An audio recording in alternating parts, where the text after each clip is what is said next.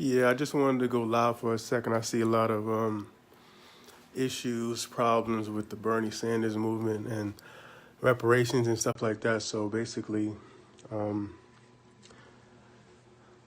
uh, Bernie can easily take the reins on this conversation in terms of in terms of uh,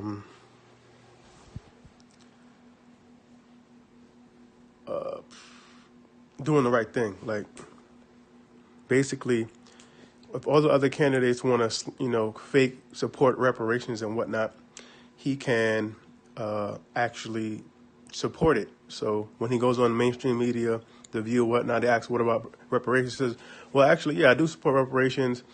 This is why it has been done in the past. We have to redress issues what America has done in the past." So, he can actually take the bull by the horns. And one thing I was concerned about as a former, now I'm still a Bernie Sanders supporter, but like 2016, when this question was raised by like Ta-Nehisi Coates and things like that, I was concerned that, man, this is going to affect his electability. If he says, "I support reparations," and the white people won't vote for him. But we have to realize we create the electability argument, the people at the bottom. So if it's not popular, and it should be, and it's the right thing to do, then we should fight for it. We should knock on doors. We should educate other people about why this is important.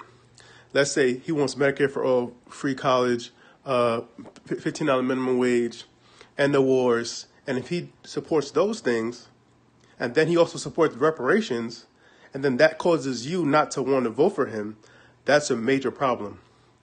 And we can't kowtow to those semi-racists that would have a problem with that. There are other people, 100 million people did not vote. We have to remember 100 million people did not vote. So even if everybody who voted for Hillary is racist as fuck, and that's not true, we have 100 million people that we can we can create a new electorate. But this is not going to be by Bernie Sanders themselves. The mainstream media is definitely not going to help us get our progressive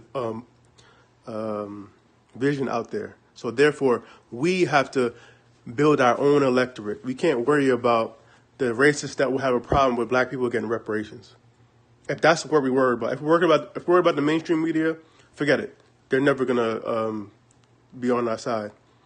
Just like 4 years ago, Medicare for all was like whatever. It's never ever ever gonna come to pass. What she said.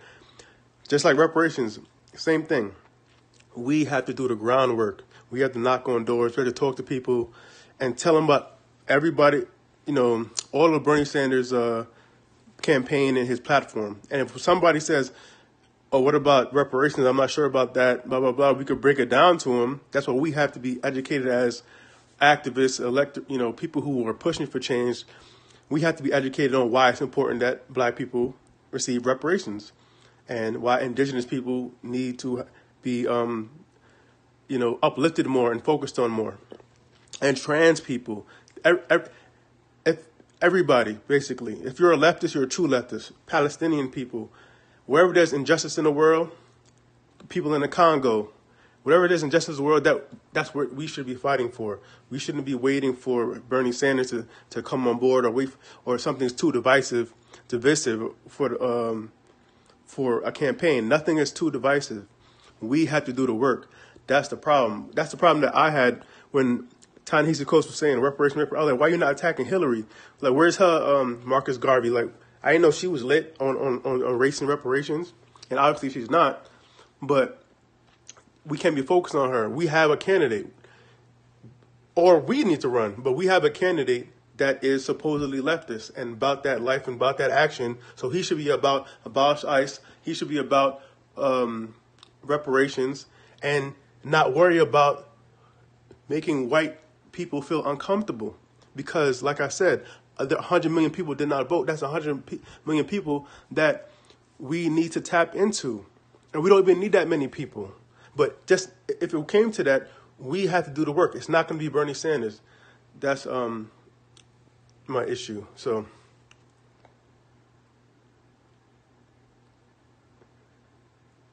Yeah, and watch a Noah Chonga's.